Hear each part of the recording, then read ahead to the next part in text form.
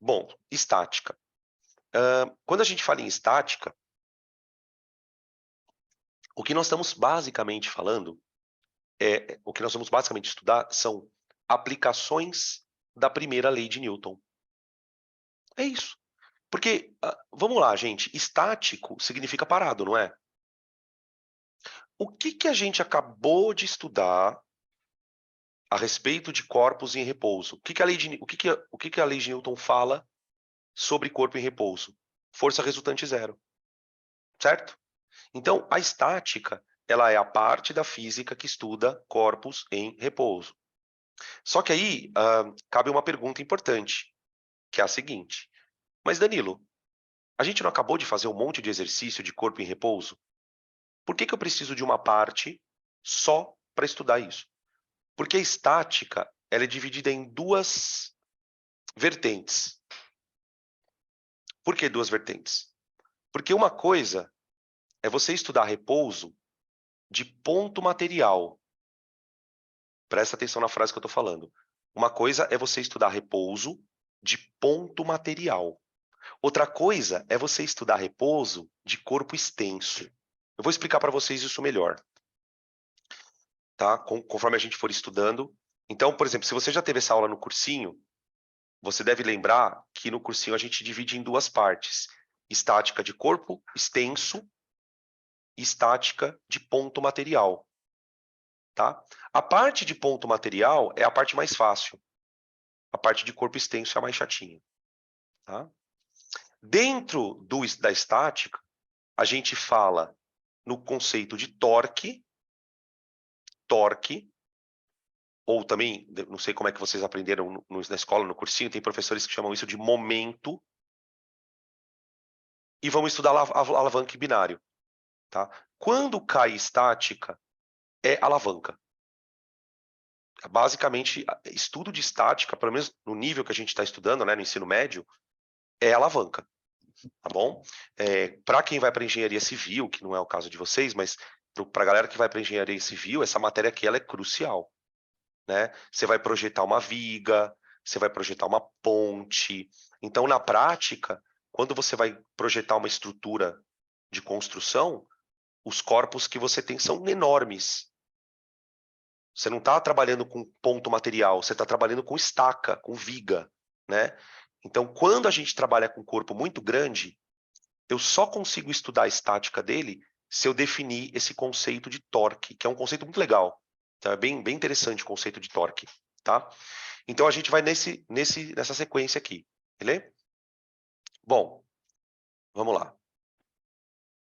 Vamos... eu preciso que vocês se concentrem agora na minha tela. Eu vou até fazer uma coisa que eu não costumo fazer.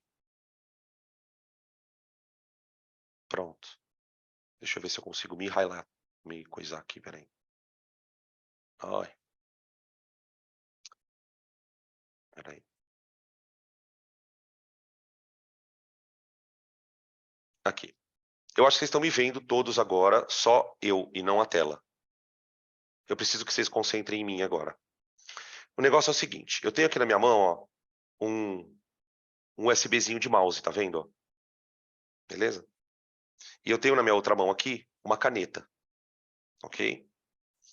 Agora eu vou pedir para vocês olharem para esse corpo.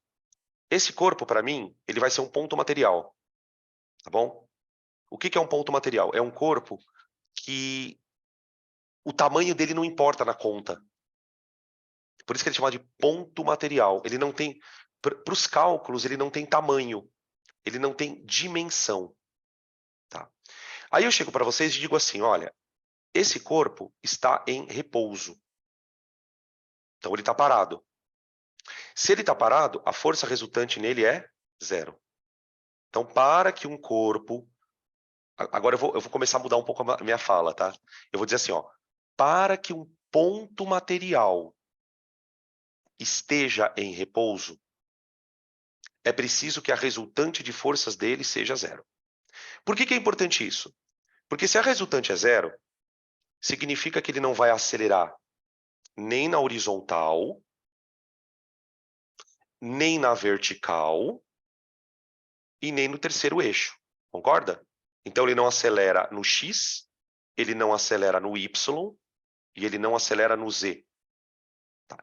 Isso, o fato dele não acelerar nos eixos, vai ser chamado, a partir de hoje, de equilíbrio translacional. O que é um equilíbrio translacional? Vem da palavra translação. Um equilíbrio translacional é aquele onde o corpo não se movimenta nos eixos. Tudo bem?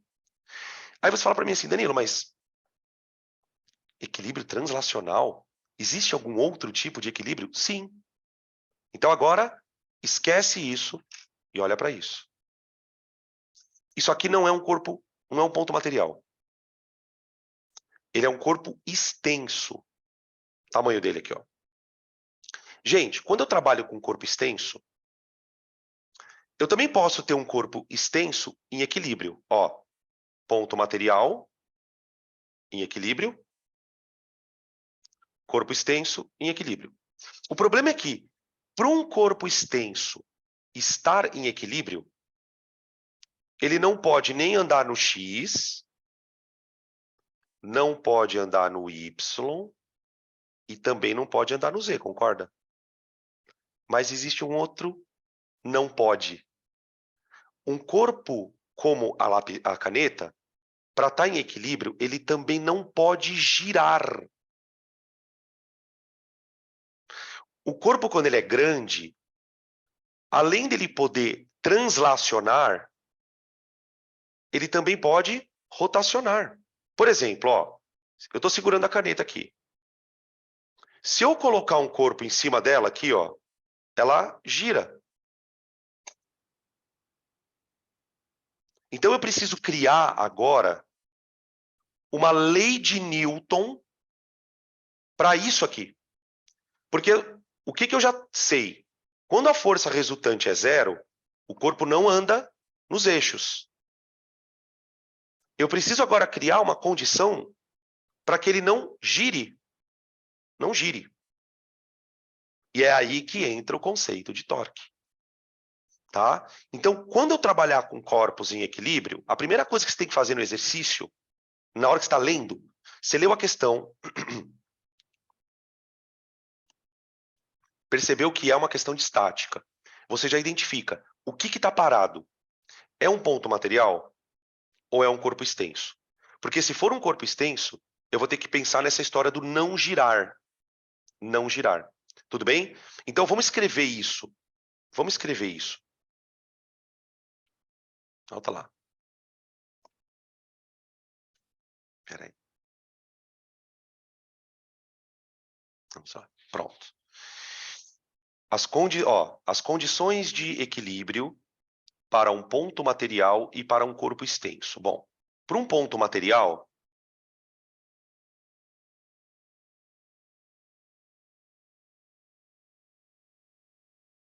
porque qual que é a grande diferença, né, gente? Como o ponto material não tem tamanho, ele não gira. Na física, a gente trabalha com duas condições. Corpos não têm tamanho ou corpos têm tamanho. Quando um corpo não tem tamanho, o que isso quer dizer para um físico? Ele não pode girar, ele só pode andar. Então, para um ponto material, o equilíbrio ele é garantido a partir dessa lei aqui.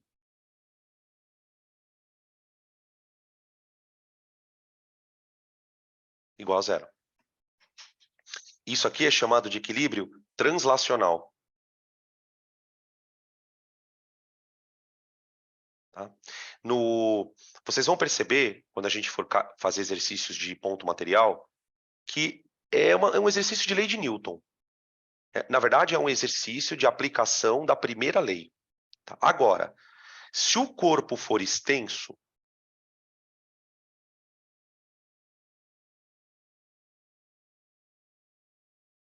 aí você vai ter dois equilíbrios. Você vai ter o equilíbrio translacional,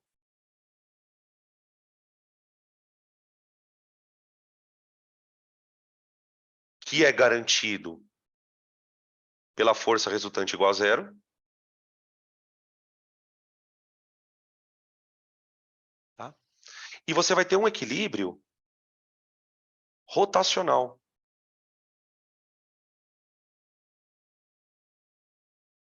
Tá? O que é o equilíbrio rotacional para a gente? O torque resultante é zero. O torque resultante igual a zero. Tá bom? Então, na verdade, pessoal, o que vai ter de novidade na aula? O torque. O torque. E aí, o que vai acontecer? Eu já vou dando o spoiler de como vai funcionar a coisa. Se você estiver fazendo, a gente vai fazer exercício de casa, de sala, vocês vão fazer os exercícios de lista e tal. Quando aparecer uma questão de ponto material, você vai aplicar a primeira lei. Quando aparecer uma questão de corpo extenso, você vai aplicar essa história do torque. É sempre assim que vai acontecer. Se for um exercício de alavanca, você usa a ideia do torque. Se for um exercício de ponto material, você vai usar a primeira lei, tá bom? Beleza? Podem tirar print disso. Equilíbrio translacional é quando o corpo não anda. Translacional significa transladar. Transladar significa se movimentar. Então, quando eu falo que um equilíbrio é translacional, significa dizer que o corpo não anda. Ele não anda nem na horizontal, nem na vertical, né? Nem no eixo X, nem no eixo Y e nem no eixo Z. Tá? Traduzindo assim bem sinteticamente, equilíbrio translacional. O corpo não pode andar. Ele não pode sair do repouso. Né?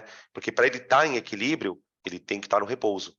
Tá? Então, eu posso até colocar isso aqui. Ó. O corpo está em repouso. E aqui também. Ó. Tá? Beleza? Podem tirar print. Bom, e aí agora o que a gente vai fazer é começar a definir essa história do torque. Tá? Vamos lá. Torque. Aqui. Peraí.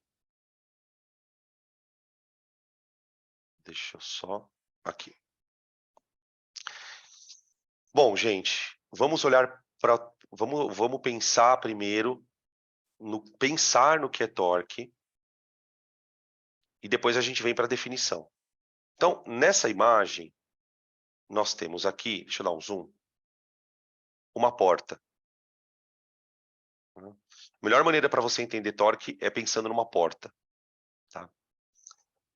Se você olhar para uma porta de qualquer tipo, você vai perceber que a porta ela está conectada na parede a partir de dobradiças aqui, ó, né?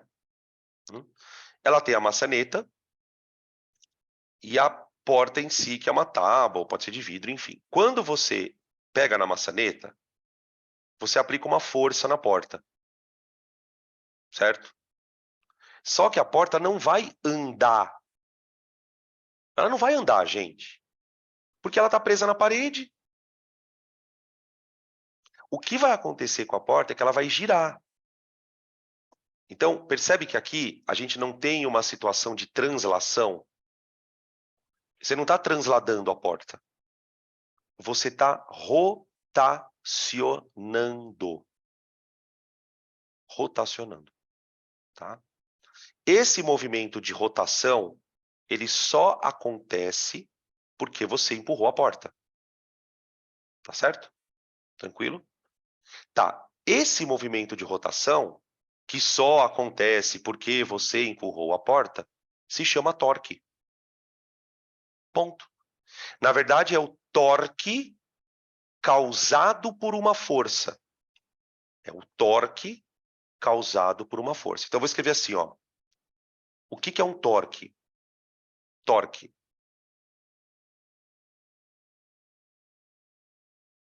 Ele é um movimento rotacional provocado a partir de uma força.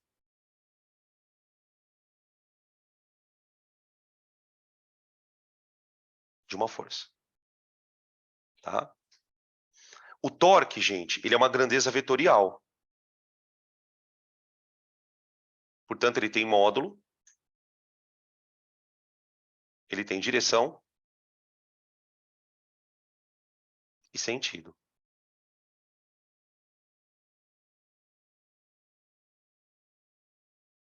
Tá? Ou seja, toda vez que eu estudar vetor, eu vou ter que aprender a desenhar e calcular. Concorda? A gente fez isso toda vez. Força, aceleração. Então, vamos imaginar como é que eu desenharia esse torque. Tipo, como que é isso, né? Eu vou fazer o seguinte, eu vou pedir para que vocês imaginem que nós estamos olhando para a porta de cima. No desenho aqui, nós temos uma visão frontal da porta, tá vendo? Imagina que você está olhando a porta aqui de cima, ó. Então, para quem está olhando lá de cima, o que você tem? Você tem aqui as dobradiças e a porta aqui, ó. Porta e aqui a maçaneta. Tá bem? Notem uma coisa, gente. Quando a porta gira, o giro que ela faz é sempre em torno da dobradiça.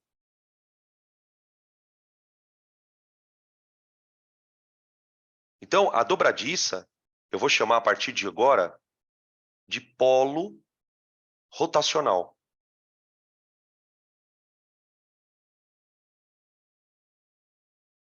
Polo rotacional. Essa expressão polo, ela é muito usada nos exercícios. Toda alavanca tem um polo. Tá? No caso da maçaneta, da porta, o polo são as dobradiças, onde ela está fixa. Tá? Aí, eu vou aplicar a força na maçaneta. Então, por exemplo, imaginem que eu vou aplicar uma força F na maçaneta.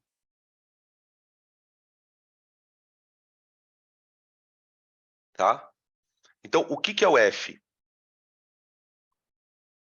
É o vetor força. Só que, mano, a porta não vai acelerar, velho. Ela tá presa. O que ela vai é girar. Então, aqui eu não vou aplicar primeira lei, segunda lei. Força é igual a massa vezes aceleração. Não tem sentido. Porque ela tá presa. Então, o que a gente vai começar a pensar? Falar, olha, quando eu puxar a porta vai girar e esse giro é um torque. Então, eu vou representar um outro vetor apontando para baixo também, chamado M. O vetor M é o torque ou momento causado pela força.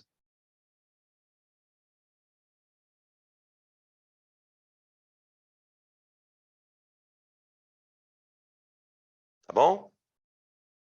Então, ó, primeira coisa que eu sei sobre esse vetor. Ele está sempre apontando para o mesmo lado da força. Então, tipo, se você puxou a porta para baixo, o torque é para baixo. Se eu puxo a porta para cima, o torque é para cima. Faz todo sentido. Tá bem? Quanto vale o torque? Quanto vale o torque? Bom, o módulo é calculado assim, ó, gente. Módulo do vetor é igual a força que você faz. Porque, gente, vamos combinar, né? Vamos combinar. Quanto maior a força que você faz, mais forte a porta vem. Mais forte a porta vem. Isso faz sentido. Então, o torque, ele depende da força. Tá? Só que aí vem a grande novidade. O torque, ele não é só a força, ele é a força multiplicada por um número que eu vou chamar de L. Esse L é chamado de braço da alavanca. Danilo, o que você está falando, velho? Alavanca? É. Gente, a porta é uma alavanca. A porta é uma alavanca. O que é esse braço da alavanca? O que acontece, gente? Dá uma olhada aqui, ó. A maçaneta, ela tá aqui, não tá? Tá bem aqui, não tá? Tá. Percebe que a maçaneta, ela tá a uma certa distância do polo. Tá vendo isso aqui, ó? Aqui. Essa distância é o braço da alavanca. Aqui, ó. Opa. Isso aqui, ó. L. Tá? O que é muito importante a gente perceber nesta fórmula? O torque, ele é uma força que pode ser amplificada. Porque, gente, essa distância aqui, ó, ela é um número apenas. Um número, um valor. O que a gente pode observar? Quanto maior a distância desse braço, ou seja, quanto maior a distância entre a maçaneta e a dobradiça, maior vai ser o torque. Maior vai ser o torque. Tá? Isso traz para a gente uma situação muito curiosa, né? Que agora a gente pode... Eu posso perguntar para vocês, vocês vão entender o que é a minha pergunta. Por que a maçaneta da porta está sempre longe da dobradiça? Alguém aqui já chegou a ver em alguma casa, alguma vez na vida, uma porta com a maçaneta aqui, ó? É muito estranho, mas você já imaginou uma porta com uma maçaneta aqui? Tipo, cara, qual seria o problema de você instalar uma porta com uma maçaneta aqui, ó? Bem pertinho. O problema é que se para você conseguir abrir a porta por aqui, ó, você vai ter que fazer uma força bem maior. Você pode fazer esse teste na sua casa. Abre uma porta e tenta fechar ela empurrando a porta, mas bem perto da maçaneta. Você vai perceber que para fazer a porta se movimentar, você vai ter que fazer uma força bem maior. Então, a sacada da ideia do torque é que ele deixa muito assim claro o seguinte: não é qualquer força que pode fazer essa porta girar mais ou menos. Para você aproveitar a força da melhor maneira, o ideal é aplicar ela o mais longe possível do polo. Por quê? Quando você aplica muito longe a força, essa distância aumenta, o torque aumenta. Então, a gente pode ter forças gerando torque, mesmas forças gerando torques diferentes. Tá? Eu vou mostrar para vocês um exemplo agora disso aqui. Né? Podem tirar print dessa tela, veja se ficou alguma dúvida. Antes de tirar print, deixa eu só falar uma coisa, antes que eu esqueça. Qual é a unidade de torque? No sistema internacional, gente, torque é dado em Newton vezes metro. Tá bom? Newton vezes metro. Newton por causa da força e metro por causa desse braço dessa alavanca. Tá bem? Agora podem tirar print. Agora podem tirar print. Tá.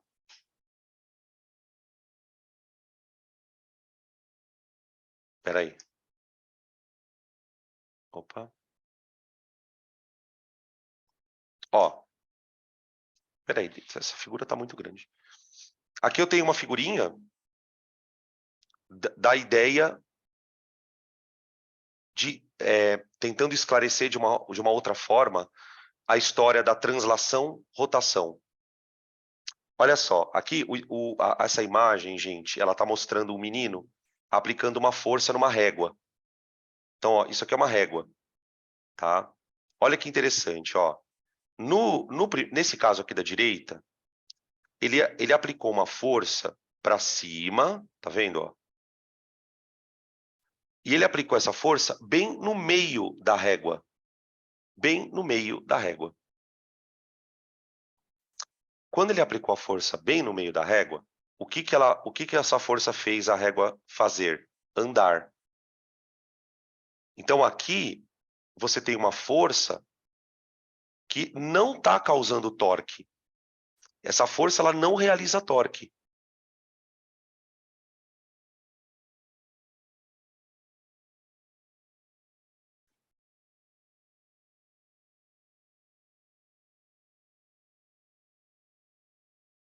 Tá?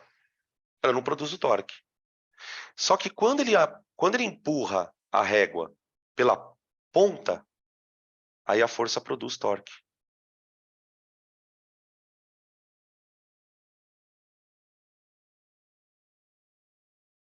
Ô, gente, vocês conseguiriam me dizer por que isso acontece? Por que quando eu aplico a força no meio, ela não gera torque, e quando eu aplico no canto, gera? Ah, olha essa pergunta que fizeram aqui, ó. Fizeram a seguinte pergunta para mim. Essa ponta seria o polo rotacional? Então, é aí que está o Paranauê. Gente, quando ele aplicou a força aqui na régua, ó, bem nesse ponto, a régua não girou, porque a força não produz torque. Agora, vamos pensar um pouco. Como é que eu calculo o torque?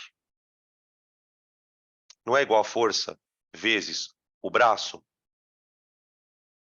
Ô, gente, o que pode fazer um torque valer zero? O que pode fazer um torque valer zero? Tem duas coisas que pode fazer um torque valer zero, gente. Ou a força zero, ou a distância zero. Então, o que acontece? Quando você aplicar uma força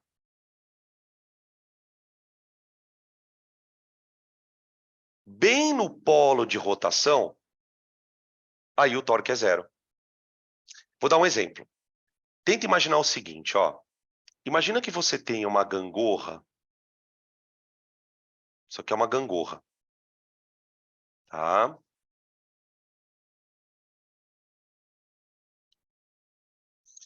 Essa gangorra, faz de conta que ela tem 4 metros de comprimento. Tá bom? Tá. E aí, imagina que bem no meio ela está apoiada. Ela está apoiada. Aqui. Tá bom? Aí, beleza. Aí eu vou fazer o seguinte. Eu vou colocar aqui, nessa ponta, um bloquinho de 10 newtons. Imagina que eu aplique uma força de 10 newtons.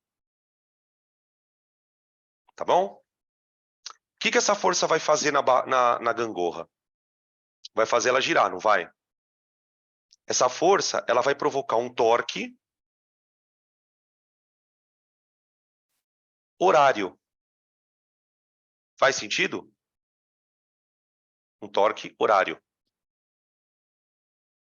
Porque ela vai... essa força vai fazer com que a barra tenda a girar no sentido horário.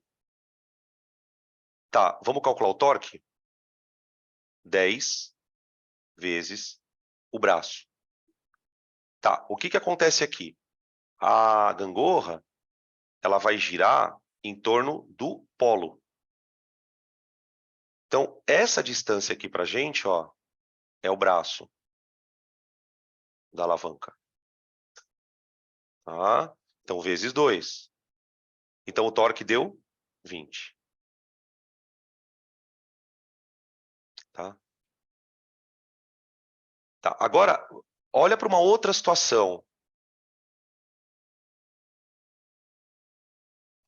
Espera aí.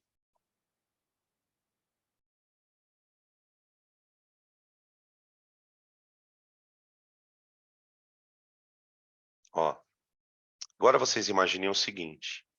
aqui, tá? E eu vou fazer o seguinte agora. Eu vou aplicar a força aqui, ó.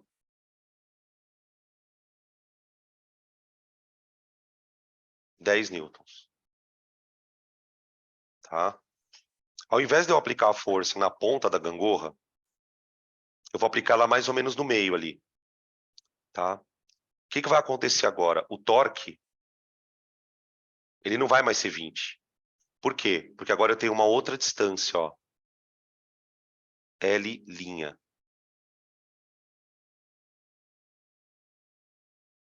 Tá? Percebe que a mesma força vai provocar um giro menor na barra? A força que você está usando é a mesma, só que ela não vai ser tão eficiente. Por exemplo, faz de conta que esse L' vale 1 metro. Vale 1 metro. Então agora o torque, ele já caiu pela metade, tá vendo? O torque, ele caiu pela metade. 10 vezes 1. Tá? Então, a primeira coisa que a gente percebe, de fato, é que onde você aplica a força, faz uma diferença. Agora, a terceira situação é a que eu quero chegar, que é a curiosa. Ó, imagine agora a gangorra aqui, né? E você aplica a força aqui, ó.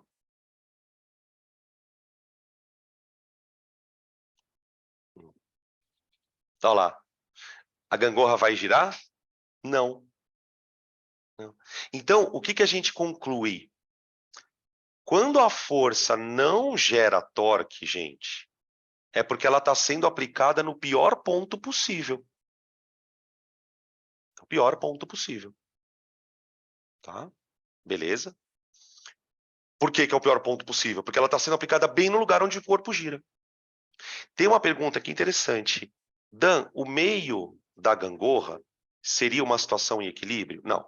O que é o meio da gangorra? O meio da gangorra é o centro de massa dela. Se você apoiar a gangorra pelo meio, ela pode ficar em equilíbrio. Ela pode ficar em equilíbrio. Tá? E isso a gente pode explicar também. A gente vai explicar. Tá? Mas, por exemplo, se você colocar um peso nessa gangorra, de um lado, aí a coisa já muda de figura. Já muda de figura. Tá? Mas a gente vai chegar nesses casinhos.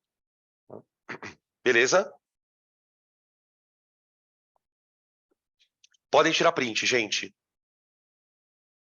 Per favore.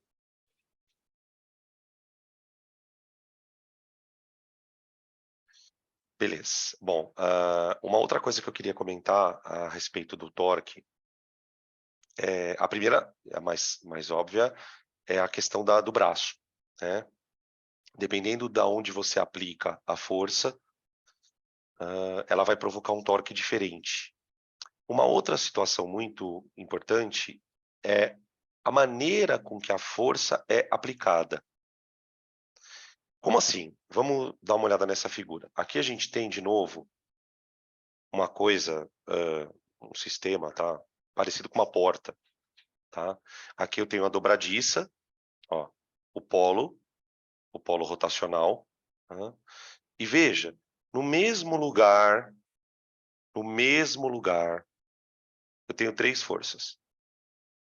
3 forças. Só que, curiosamente, os torques são diferentes, embora as forças estejam no mesmo lugar. Vamos lá. Vamos começar pela mais fácil. Eu vou perguntar e ver se vocês conseguem responder. Dessas 3 forças, tem uma delas que não faz a porta girar. Qual delas?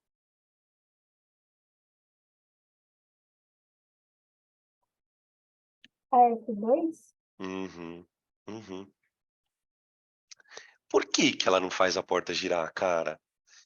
Porque o jeito que ela está aplicada é diferente, é especial. Ela está tentando puxar a porta para a direita. Tipo, obviamente, se ela for uma força muito forte, ela pode meio que arrancar a porta. Mas fazer a porta girar, não. Né? Então, tem uma questão aqui que é uma espécie de ângulo. De ângulo. Então, a gente vai ter que melhorar um pouco a definição de torque. Tá? Por quê? Porque essa definição de força vezes braço, ela não está legal. Porque, por que eu estou falando isso, gente? Porque se você for analisar, qual é o braço da força 2? O braço da força 2 é o mesmo braço da força 3 e da força 1. Então, a gente vai melhorar um pouco a definição. Ó. Então, vou escrever aqui, ó, melhorando a definição.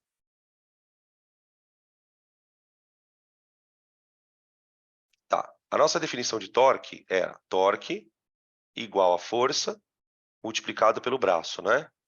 Tá, vamos lá. O que vai ser esse braço, então? O braço. O braço, ele é a distância entre... Eu não posso escrever aqui entre a força e o polo. Eu vou ter que escrever alguma outra coisa. Eu vou escrever assim, ó. Distância entre a... vou até colocar de outra cor aqui. A linha de ação da força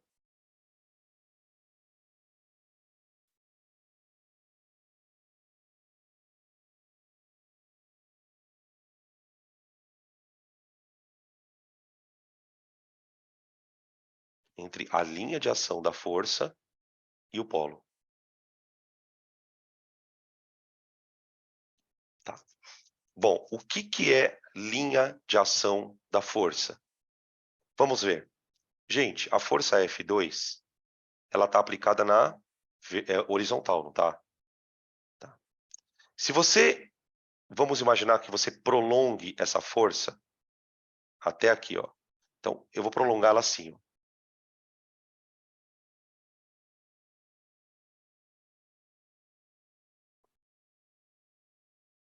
Isso aqui é a linha de ação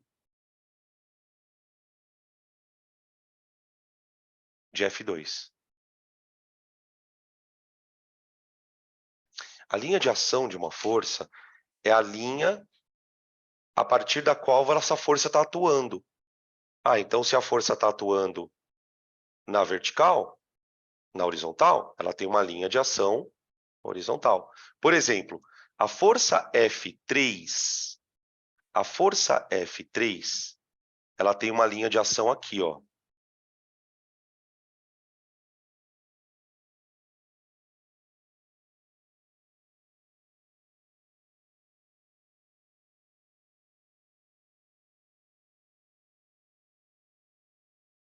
F3. Tá? Então, existem situações em que a gente vai ter que tomar cuidado, porque uma força ela pode estar sendo aplicada, não necessariamente no polo, e ela pode não causar torque. Tá? Beleza? Tá? A força 3, ela realiza torque. A força 1 realiza torque. A 2 não. Tá? Então, ó, portanto, vírgula, para F2, vírgula, L igual a zero. Pois sua linha de ação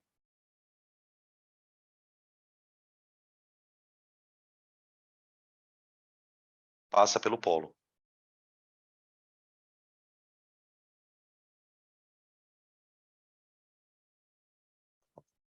Tá? Beleza? Isso sobre F2, né? Tá? Tranquilo? Outra coisa que eu queria comentar ainda nessa figura, gente, é a força F1.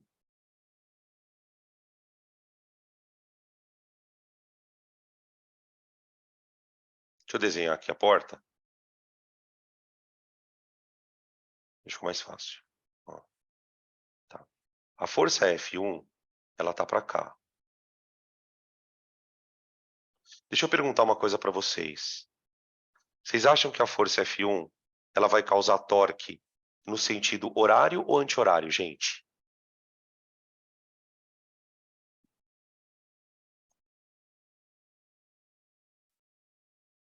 Isso. Anti-horário. Só que tem um detalhe aqui, mano. E se eu dissesse para vocês que quem vai provocar torque não é a força F1 inteira? Vou repetir a frase. A força F1, ela provoca torque, anti-horário.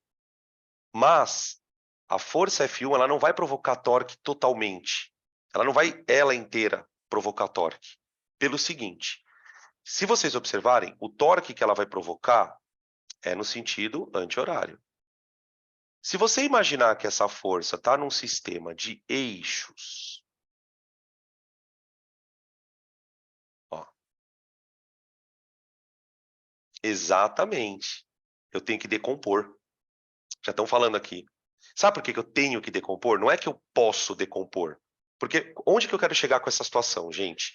Vai ter problema, como vocês vão perceber nos exercícios, você vai ter que calcular vários torques. Só que vai ter problema que o cara vai te dificultar a vida. Ele coloca uma força aplicada no polo, então ela não gera torque. Às vezes, o jeito que ele coloca a força vai fazer com que... Então são situações que a gente tem que ficar um pouco atentos. Na situação do F1, o que acontece? Eu tenho que perceber que o F1 ele tem duas componentes. Ele tem uma componente horizontal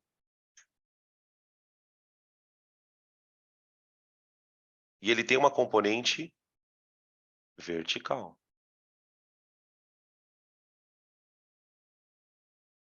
Tudo bem? Ó, importante. Assim como F2,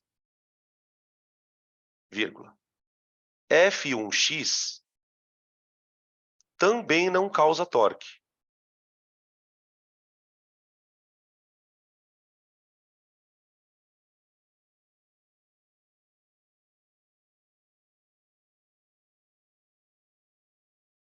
Então, muitas vezes, para você calcular o torque de uma força, você vai ter que perceber isso. Aí você fala, tá, Danilo, e aí? Então, como é que eu faço para calcular o torque da força F1? Então, eu vou escrever assim, ó. Portanto, dois pontos. O torque da força F1 é igual apenas ao torque da componente vertical.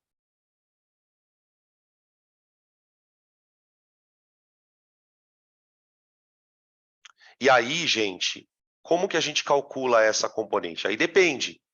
Depende do ângulo que ele vai te dar. Por exemplo, o que normalmente eles fazem nos exercícios? Eles te dão esse ângulo aqui, ó. Por exemplo. Ou eles podem não te dar este ângulo, mas te dar este.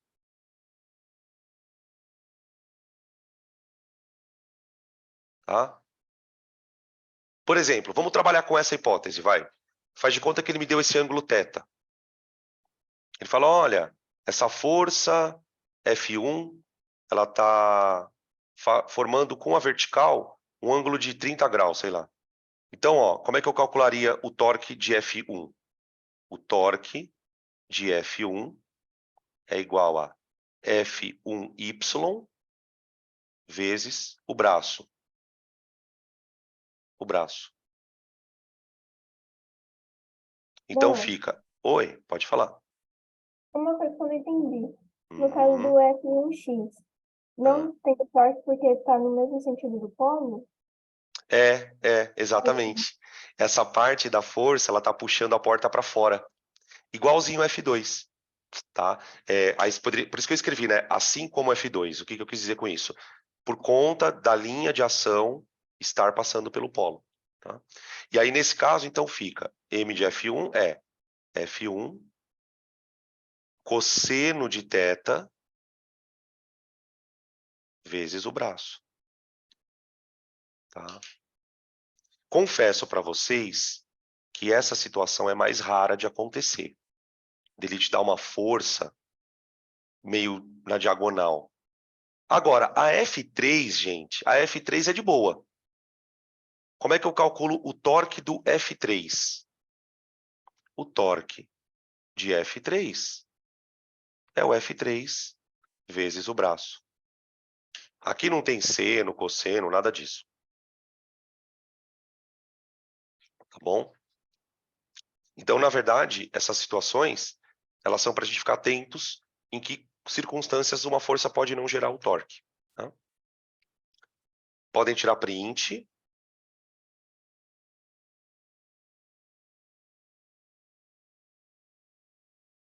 Beleza. Maravilha.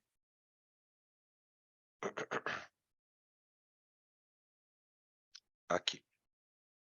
Bom, e aí a gente entra no ponto alto da história, que na verdade são situações em que que a gente vai aplicar torque. Tá? Essa parte ela é importante porque, gente, é daqui que a gente vai tirar a resolução de 95% dos exercícios. Tá? Como eu falei para vocês no começo da aula, estática tem 200 mil aplicações. Só que quando a gente vai para o ensino médio, essas aplicações elas ficam restritas ao estudo de alavanca. Tá? A porta é uma alavanca, a gangorra é uma alavanca. Tá? Alavancas são sistemas que te permitem aplicar uma força e, por meio dessa força, fazer um movimento de rotação. Tá?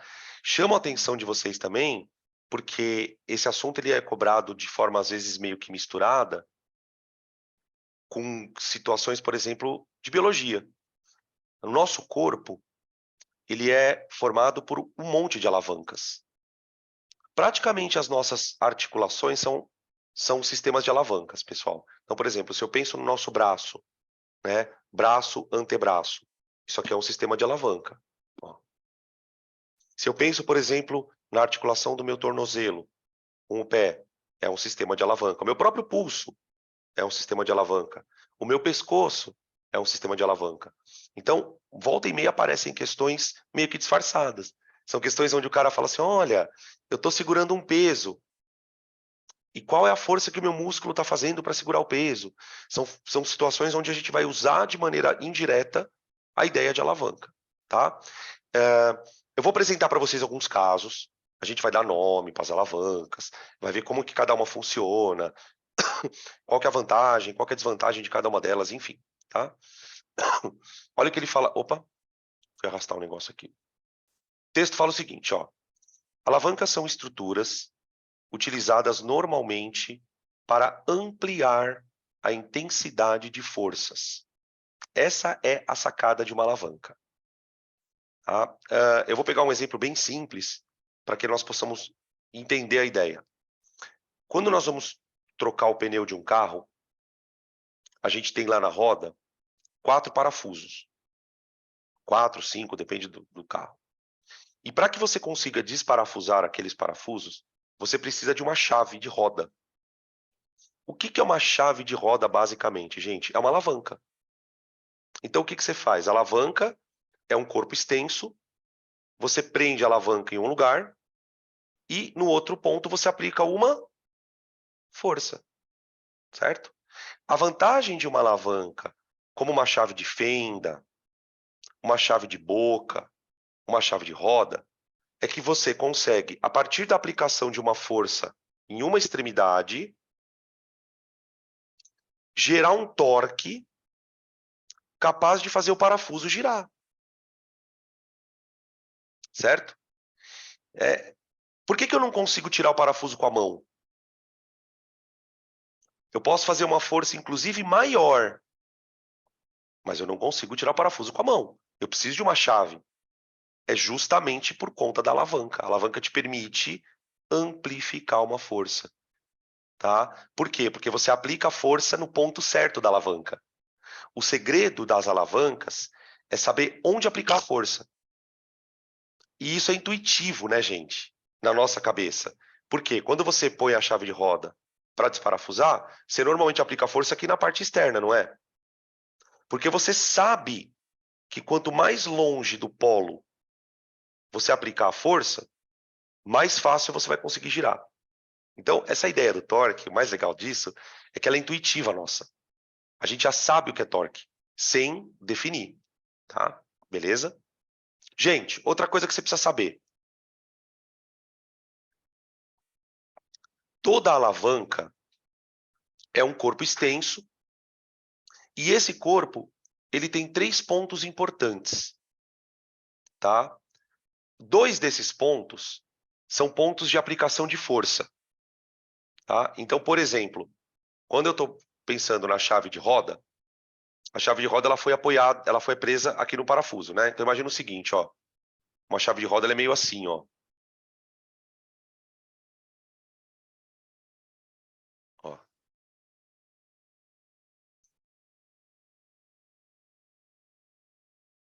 Parece mais um cachimbo, né? Mas tudo bem. Aí você prende a chave de roda aqui no parafuso, certo? E você aplica a força aqui. Então, esses 2 pontos eles são importantes, ó. Por quê? Esse ponto aqui é o ponto onde você vai aplicar a sua força. A sua força, tá? Essa força eu vou chamar de força potente. Potente, tá? A segunda força, gente, é a força que o parafuso está segurando. Então você vai aplicar uma força aqui para vencer a força do parafuso. Então a gente vai identificar nas alavancas sempre uma força potente e uma força resistente, tá? Esses nomes a gente usa para facilitar a nossa vida na hora de resolver exercício, tá? Beleza? Agora, tem uma outra coisa que toda alavanca tem que ter, gente. Toda alavanca tem que ter um ponto de apoio. Ela tem que estar apoiada em alguma coisa, né? Acho que o exemplo mais intuitivo disso é a gangorra. A gangorra é uma alavanca. Você tem 2 corpos, um de cada lado. Como se um corpo fosse uma força potente e o outro fosse uma força resistente. Mas para a alavanca poder girar, ela tem que girar em torno de um ponto, certo? Esse ponto onde ela está apoiada, ou esse ponto em torno do qual ela gira, é chamado de fulcro. Fulcro. Tá aqui, ó. Fulcro. Tá bom? Então é o seguinte, apareceu questão de alavanca, na hora você tem que identificar onde é o fulcro, onde é o fulcro, onde está a força potente e onde está a força resistente. São as 3 coisas que você tem que indicar, tá bem? Uma vez que você fez isso, o que ele vai pedir provavelmente? Ele vai pedir, ou ele te dá a força potente e pede a resistente, ou ele te dá a resistente e pede a potente, ou ele te dá as forças e pede onde está o fulcro. Alguma coisa ele vai pedir ali, tá bem? Quais são as 3 situações que você espera ter? Quais são os 3 tipos de alavanca? Cada uma tem um nome bem específico, pelo jeito que ela é feita, tá? As alavancas elas são divididas em interfixa, interpotente e interresistente, tá? Eu vou analisar caso a caso, tá? Qual que é a mais comum de aparecer, professor? A interfixa. Ó. Aqui eu tenho 2 exemplos de alavancas interfixas, tá? O exemplo mais intuitivo é esse aqui, ó. Aqui eu tenho uma espécie de uma tábua, vendo? Ó? Aqui eu tenho o fulcro, que é o ponto fixo, tá? De um lado, eu tenho uma força potente. Tá? Notem que deixa eu dar um zoom aqui, que tá meio pequenininho. Ó. Percebam o seguinte, gente. A força potente, ela está a uma certa distância do fulcro. Tá vendo? Ó? Ela está a uma certa distância do fulcro, que eu chamei de braço da força potente. Braço da força potente. A força resistente, ela está do outro lado. Ó. Então, imagina que você tem um bloquinho aqui, ó, um peso, alguma coisa aqui, tá? E aqui você tem o braço da resistente. Tudo bem? Para a alavanca funcionar direito, o que é o ideal? Que o fulcro esteja bem próximo da força resistente. Tá? Quanto mais próximo da força resistente tiver o fulcro, melhor é a vantagem da alavanca. Tá? Por exemplo, ó, como é que você trabalha com uma alavanca desse tipo? Vamos supor que a alavanca está em equilíbrio. Certo? Espera aí.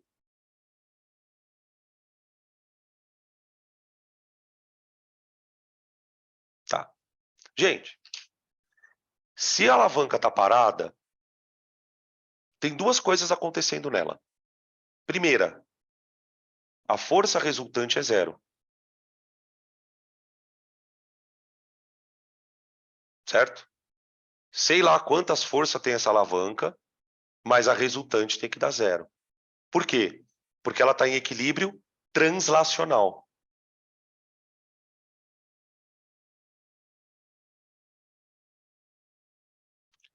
Mas ela também está em equilíbrio rotacional. Então, o torque resultante tem que dar zero.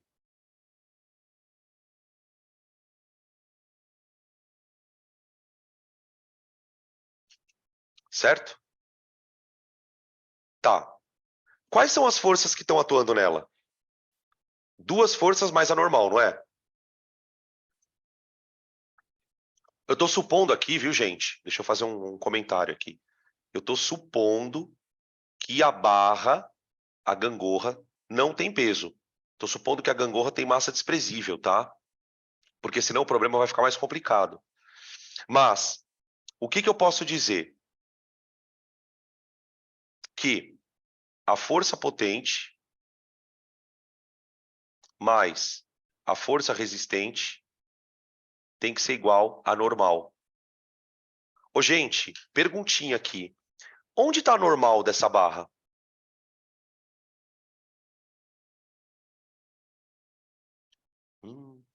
Onde está normal, velho? Lembra que normal é força de contato. A normal é força de contato.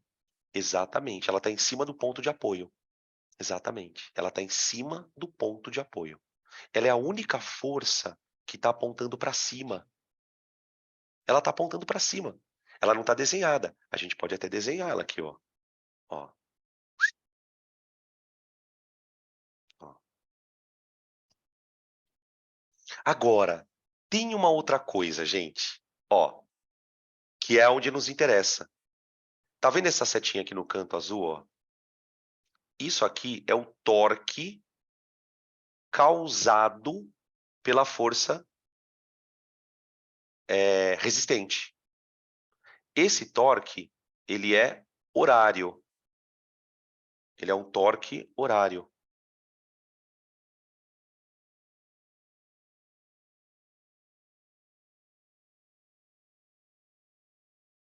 Certo?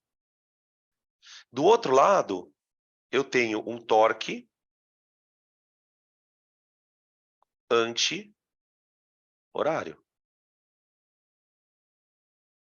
Ô, gente, se o torque resultante é zero, quer dizer que o momento da força potente tem que ser igual, em módulo, né, ao momento da força resistente.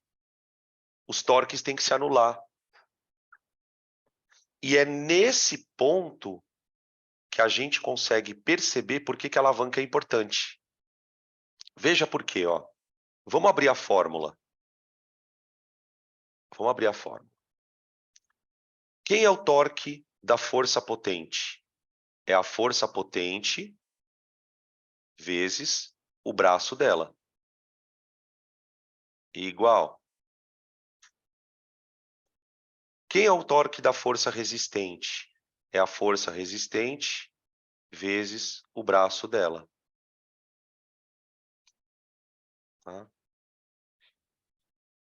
Tudo bem? Tá. A partir daqui, tipo, você pode enxergar isso aqui como uma fórmula, tá vendo? Mas o que é interessante de você perceber? O que é interessante de você perceber? O desenho mostra, ou tenta deixar claro, que esse braço aqui, ó, ele é grande, tá vendo? É grande. Se esse braço é grande, para que as duas contas deem igual, né, de um lado fique igual ao outro, a força potente é menor. Então, eu posso criar aqui uma fórmula que a gente usa nos exercícios, chamada de vantagem mecânica. Vantagem mecânica. Quer ver? O que é uma vantagem mecânica? É a relação entre a força potente e a força resistente.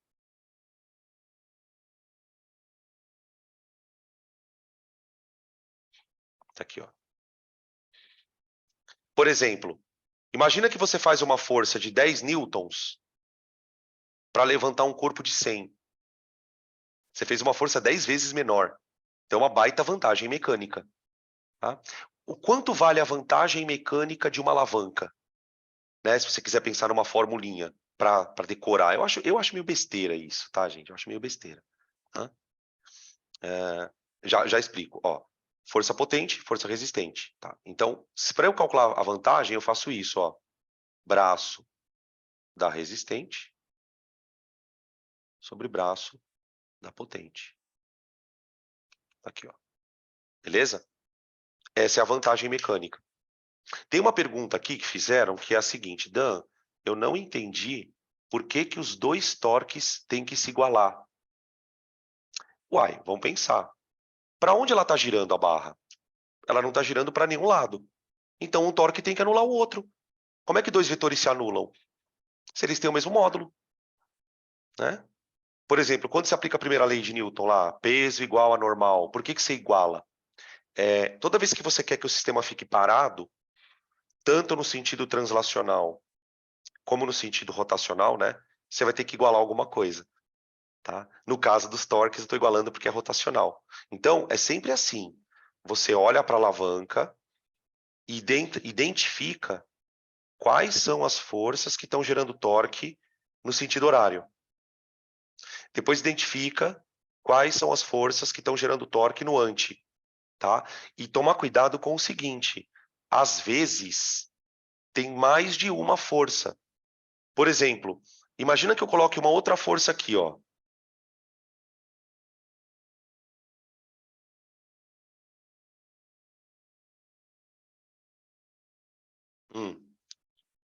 Percebe como vai ficando louco?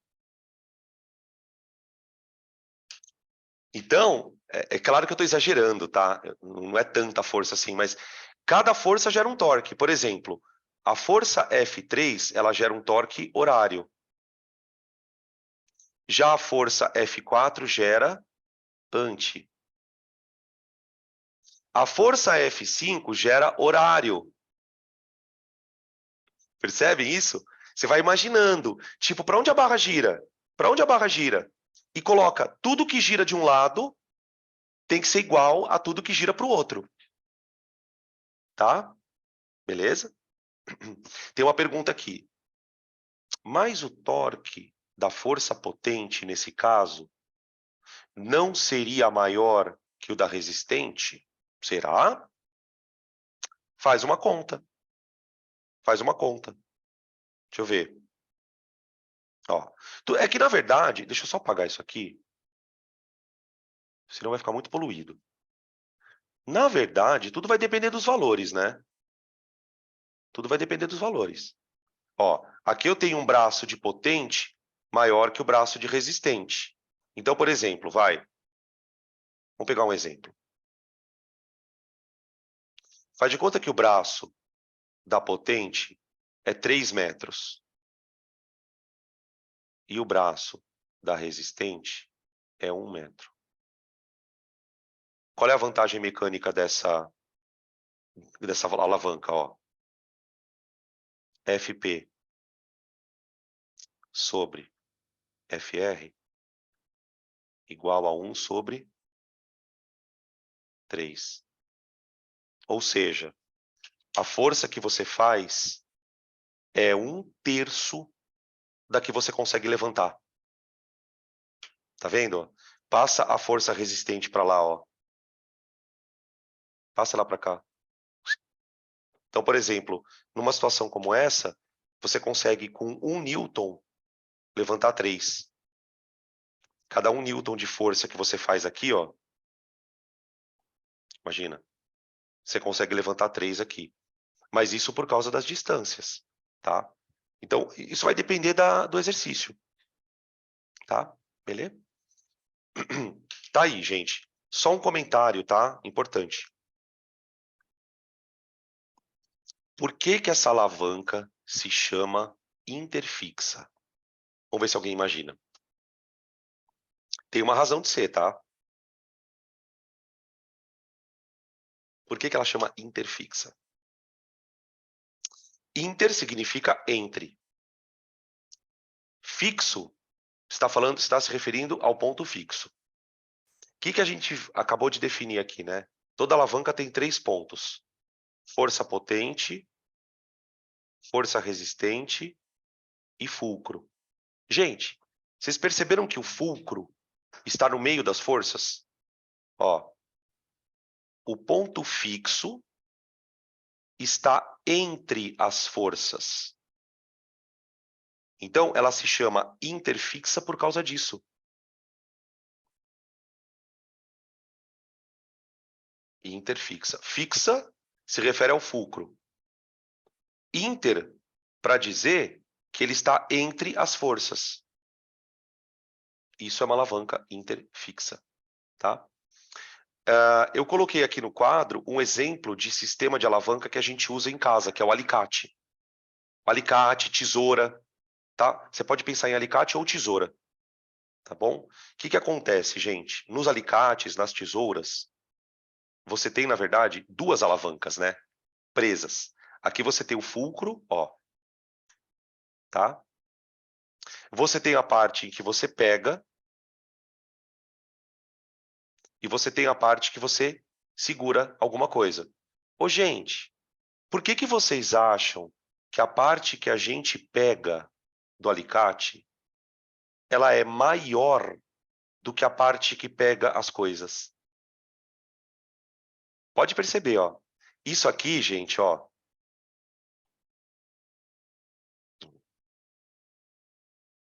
é o braço da força potente.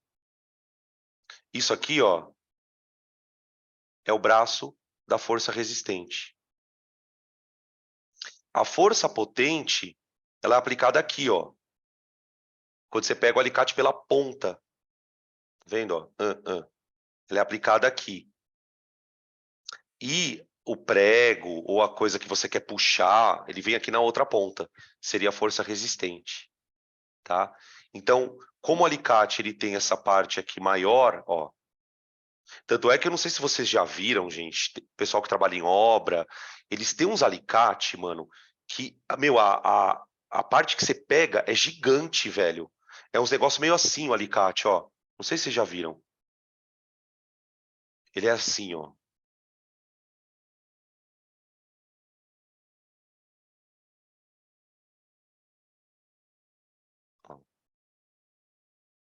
Ele é meio assim o alicate. Ele é super comprido, tá? Justamente para que ele é comprido? Para você dar um braço grande aqui, ó, para a força potente. Enquanto que o braço da força resistente é minúsculo. É isso que dá vantagem mecânica para o alicate. Tá bom? Beleza? É legalzinho, né? Tipo um negócio meio diferente assim. Essa é a interfixa. Pronto. Agora eu vou passar para a próxima, tá? Segundo tipo de alavanca. Vamos lá. Aqui. Ó, peraí. Ai, peraí, gente, calma. Aqui. Não, deixa eu voltar aqui. Aqui. Interresistente. Esse é o segundo tipo de alavanca. Interresistente. Na alavanca interresistente, o que você tem? Ó? Deixa eu dar um zoom. Aqui. Você tem a plataforma, que é a alavanca. Tá? Ela foi apoiada aqui na ponta. Então, o fulcro ele está bem na ponta. Tá? Você tem alguma coisa aqui, ó, fazendo uma carga. Tá? Então, aqui eu tenho a força resistente. Ó, tá? Nota que essa força resistente ela está gerando um torque no sentido anti-horário. Ela faz a barra deitar. Né? E aí, aqui está a força potente. Ó. Força potente. Notem que o braço da potente é bem maior, tá vendo? Ó? É bem maior. Isso é bom, né? Por quê? Porque para você conseguir manter o torque dela, você vai precisar de uma força pequena. Porque aqui vale a mesma coisa, gente. Vale a mesma coisa. Ó. Momento da força potente igual a momento da força resistente. Momento da potente. Potente vezes braço. Grandão, braço.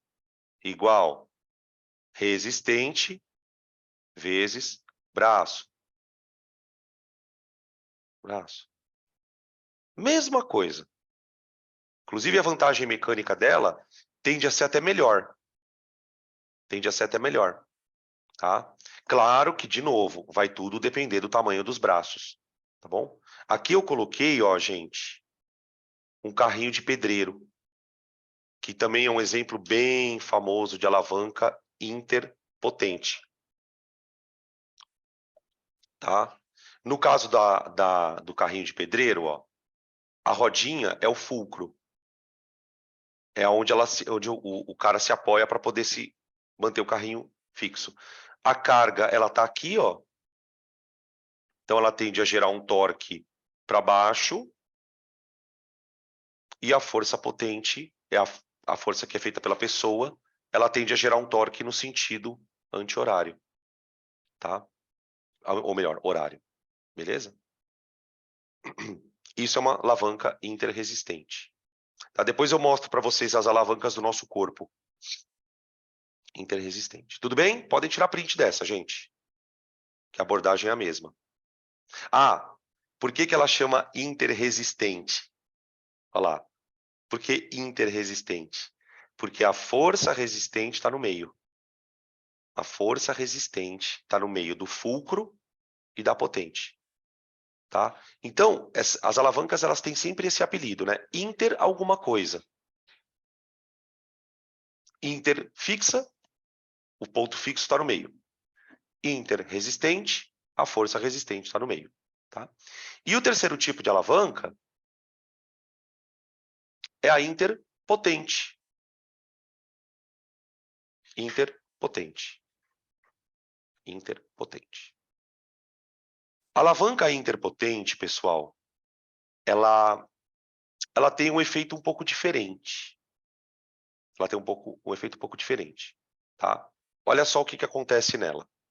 Aqui eu tenho a plataforma, aqui eu tenho o fulcro, aqui eu tenho uma força resistente e aqui eu tenho uma força potente.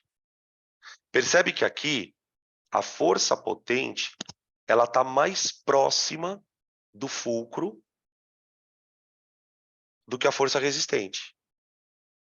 Percebeu isso? Bom, o que isso quer dizer? Isso quer dizer que nós temos uma situação oposta àquelas outras duas. Tá? A lei continua sendo a mesma. Ó. Momento da força potente igual a momento da resistente. Potente vezes braço igual resistente vezes braço da resistente. Tá bom? Então, assim, a gente vai percebendo também, né, à medida que a aula vai avançando, que por mais que você tenha algumas variaçõezinhas, os exercícios vão se resolver quase sempre pelo mesmo caminho, tá? A diferença nesse caso é que o que nós temos via de regra? O braço da potente é menor que o braço da resistente, tá? Agora, consequência disso. A consequência disso é o seguinte: você vai fazer uma força muito grande aqui, ó, tá vendo que o vetor tá grande? Para segurar uma força pequena, tá? Você vai fazer uma força muito grande para segurar uma força pequena. Então, na verdade, essa alavanca, ela não é indicada para você sustentar nada. Não é a melhor alavanca. Se a ideia é você fazer menos força, não é o ideal. Onde que a gente usa isso, né? Um exemplo famoso de alavanca interpotente. As pinças de tirar sobrancelha, né? Aquelas pinças que a gente usa para tirar, por exemplo, as sobrancelhinhas que ficam meio soltas assim, tá? O que acontece no caso das pinças, ó? Se você já manuseou uma pinça, você sabe disso. Você tem aqui uma parte, ó. Peraí, deixa eu dar um zoomzinho. Você tem aqui uma parte, ó, onde as barras elas estão grudadas. Isso aqui é o fulcro. Isso aqui é o fulcro, tá? Na outra extremidade, você vai pegar os cílios. Você vai tirar uns cíliozinhos daqui. Então, você não quer que essa força seja muito intensa. Você quer uma força bem pequenininha aqui, só para pegar o cílio, encostar e tirar. Certo? Então, onde você aplica a força? No meio da pinça. Você aperta a pinça pelo meio. Quando você aperta a pinça pelo meio, você está fazendo uma força potente, tá? Só que o torque dela tem que ser igual ao torque dessa daqui, ó, da força resistente, entenderam? Então tá aqui, ó, a força que você faz no meio da pinça é grande para uma forcinha pequenininha do outro lado, tá bom? Beleza? Essas são os 3 tipos de alavanca: interfixa, interresistente e interpotente, tá bom? Podem tirar print. E eu queria mostrar para vocês, gente, para a gente já meio que encerrando a aula, alguns exemplos das alavancas do nosso corpo, tá? É bem rapidinho. Aqui tem, ó, deixa eu começar com a primeira que a gente fez. Aqui, ó, essa daqui. Isso aqui é um tipo de alavanca, ó. Tá? Esse aqui é um exemplo de alavanca. Aqui eu tenho, ó, o braço do cara, tá vendo? Aqui eu tenho a mão dele que está segurando um pezinho. Então aqui eu tenho a força resistente. Tá? Aqui, esse exercício que a pessoa está fazendo, vocês já devem ter feito na academia, é o exercício de tríceps, é aquele que você pega um negócio assim, ó, e desce o braço assim, ó. Desce. O punho para baixo. O punho para baixo. Tá? Porque se você fizer com o punho para cima, você faz o bíceps. Aqui, ó. O punho para cima é bíceps. O punho para baixo é tríceps. Você vai descer isso para baixo. Tá? Aqui você tem um exemplo de uma alavanca interfixa. Veja por quê, gente. Ó, por quê? Peraí. Onde está o fulcro? O fulcro, ele está no cotovelo. Ele está aqui, ó. Está aqui, a articulação. Tá? Então, isso aqui é o ponto fixo. O braço em si é a alavanca. Aqui, ó. O braço em si é a alavanca. Tá? O tríceps, que é o músculo da parte posterior do braço, ele vai fazer uma força para cá. Tá? Percebe que ele está bem próximo do ponto de apoio. Ele está bem próximo do ponto de apoio. Tá? A força resistente está do outro lado. Então, eu tenho potente, ponto de apoio, resistente. Tá? Beleza? Então, tipo assim, né? Não sei se vocês estão pensando isso, mas não é uma alavanca tão eficiente do ponto de vista da física, né? Ela funciona muito bem, obrigado. Mas como a força potente está próximo da dobradiça, o torque dela vai ficar prejudicado por causa disso. Então você vai precisar de uma força grande para sustentar uma força pequena. Então, por exemplo, se você está levantando, 2 quilos aqui, você não está fazendo uma força equivalente a 2 quilos no tríceps. Não está. Você está fazendo uma força maior. Maior. Por isso que tríceps também cansa, né? Tipo, não sei se vocês já treinaram o tríceps. É que a gente também não usa ele muito, né? Esse famoso músculo do tchau, né, gente? Músculo do tchau é foda. Todo mundo aqui tem uma tia que quando balança e faz tchau assim, faz tchau, tchau, tchau. Tá bom? Beleza, outro exemplo, vai. Ó, vou pegar outro exemplo aqui. Posso falar rapidão, não, por favor? Ai, volto. Valeu. Peraí. Aqui. Pode tirar. Você quer tirar print, né? Obrigada. Nada. Aqui eu tenho um exemplo de interresistente. Ai, perdão. Aqui, ó. Interresistente. Que é o nosso sistema de articulação do pé. Então eu tenho aqui, ó.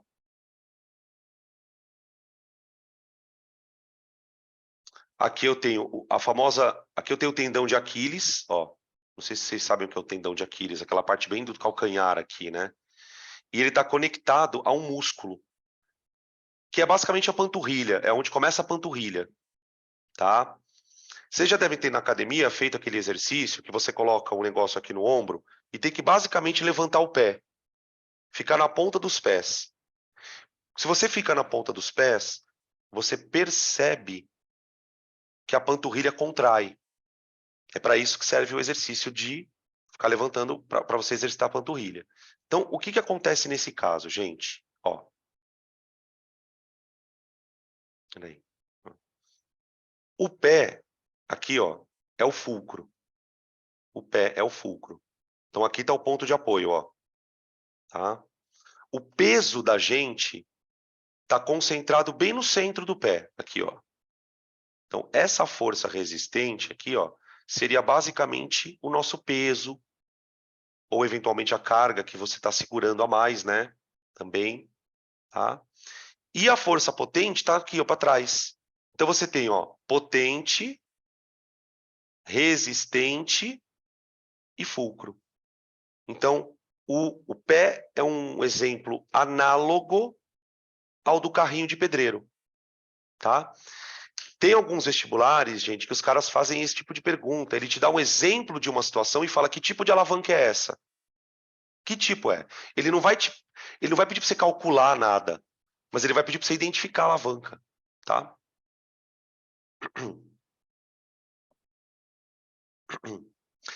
O fulcro é onde está apoiado no chão, aqui, ó. Onde que a alavanca está apoiada? É o fulcro, tá? Por exemplo, aqui, ó, no carrinho de pedreiro, onde ela está apoiada? Na roda. A roda é o fulcro. No caso do braço, o braço gira em torno da onde? Do cotovelo. Então, gente, o fulcro é o polo da alavanca. Pensa na coisa girando. No caso do nosso pé, o pé está sempre apoiado no chão. Ó, se você faz isso aqui, ó, levanta o pé, abaixa o pé, ele está sempre apoiado aqui. Então, ele é o fulcro, tá? Beleza? Ó, deixa eu voltar aqui no fulcro, ó. Olha ele aqui, ó. Fulcreira. Fulcreira. Tá? Acho que tem um outro aqui. Ah, tira print aqui, ó. Tira print.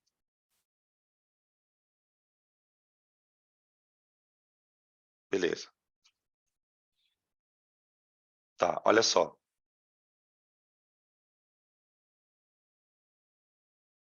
Ó.